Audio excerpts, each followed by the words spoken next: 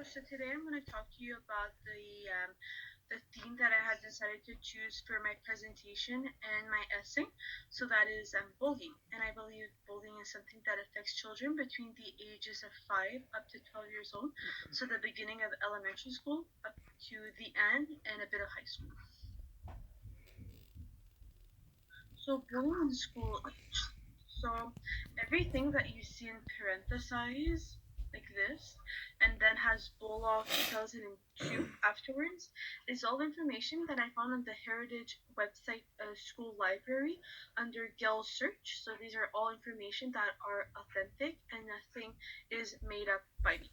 So according to Bullock, roughly 1 out of 5 children are being bullied in their own school. And by the way, this study was done in America with private schools and also public schools.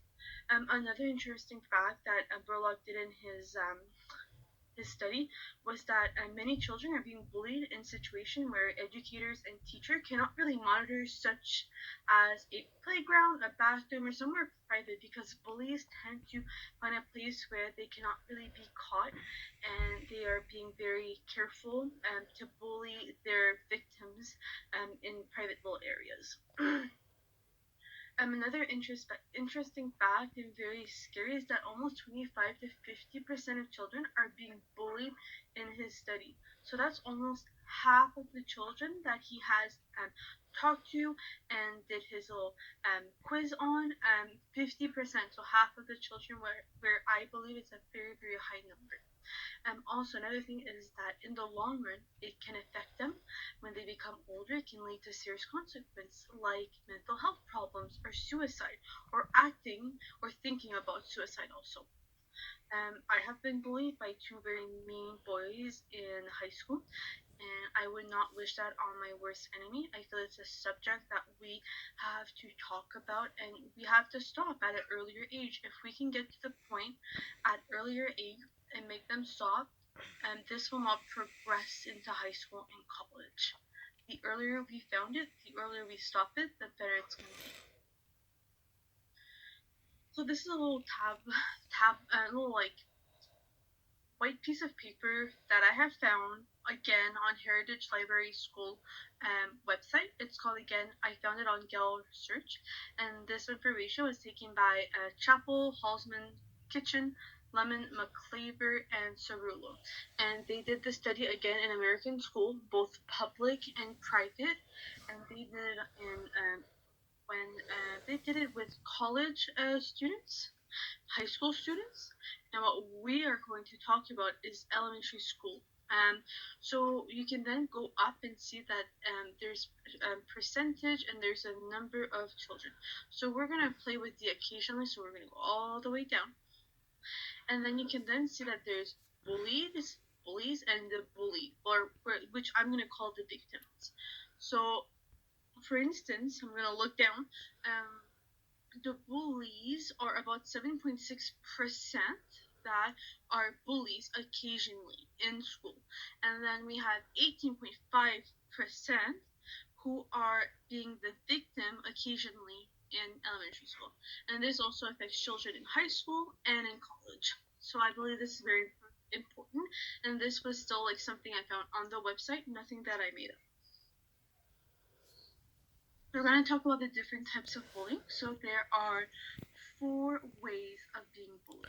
There's cyberbullying, physical bullying, verbal bullying, and social bullying.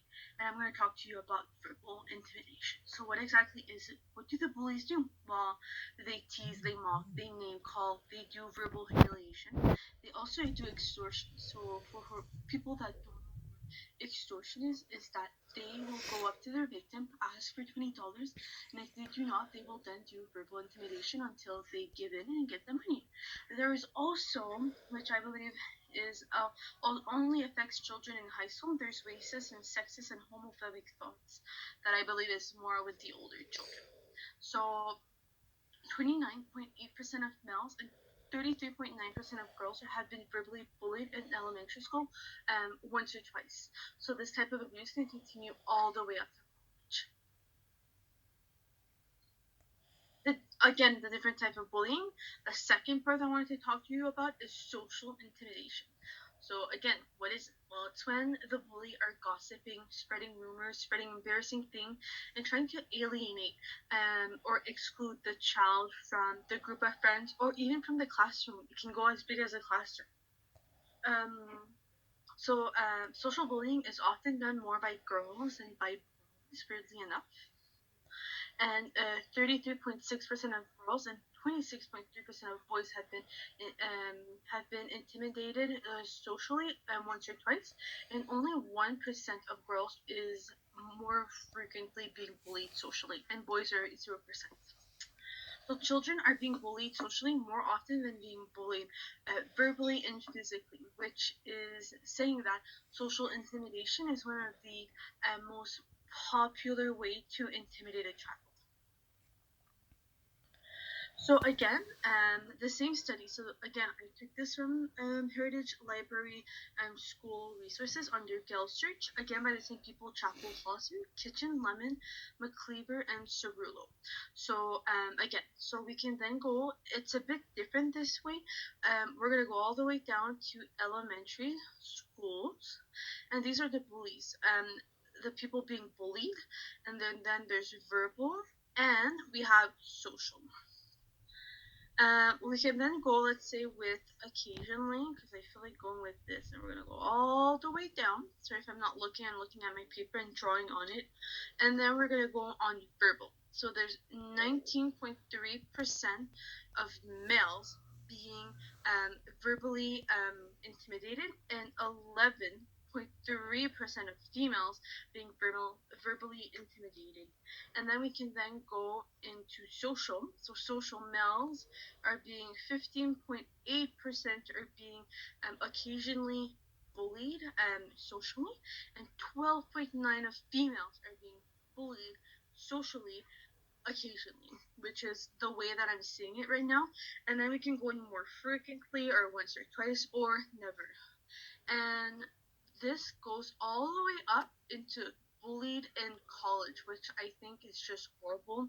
When you're an adult, you should probably stop bullying.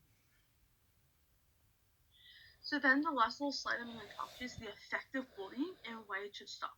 So bullying affects on mental health. Studies indicate that bullies and the victim are at risk from suicidal ideas, and because of the increase of mental health problems.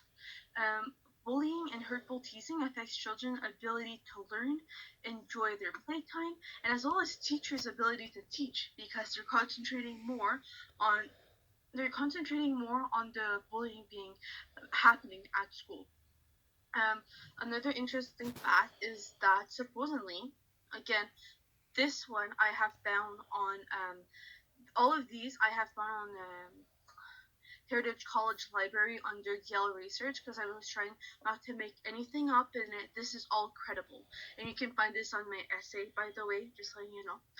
Girls are much more likely to kill themselves than boys, surprisingly, and one out of six have thought of killing themselves, and 1 out of 12 have sadly committed suicide. And these numbers are not decreasing; they're increasing sadly. I believe that we should stop bullying because of these high numbers that are going up and not going down, and because of all the health problems that comes with being the bully and being the victim. So I believe that if we stop at an earlier age and explain to the children what is bullying and how it can hurt someone, and they understand this and they do not continue all the way up into high school and college, I believe that these numbers can decrease and can make a better life for children going to school and not being scared to go to school. Thank you very much. Have a good day. This is my presentation.